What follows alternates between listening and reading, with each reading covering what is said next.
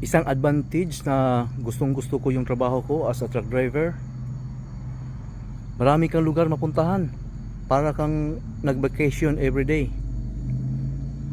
Ang laki ng Amerika. Tapos wala kang gagastusin, ang company ang gumagastos diyan sa fuel, sa mga maintenance ng truck, company.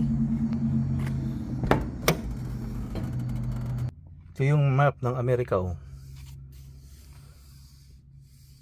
Ang Pilipinas siguro ganyan lang kalaki. Tapos ang biyahe doon sa Pilipinas parang E&B lang, iba? Dito ang laki na mapuntahan mo. Marami kang makikitang mga gandang lugar. At hindi ka mawurid masiraan. Ang ganda ng mga equipment.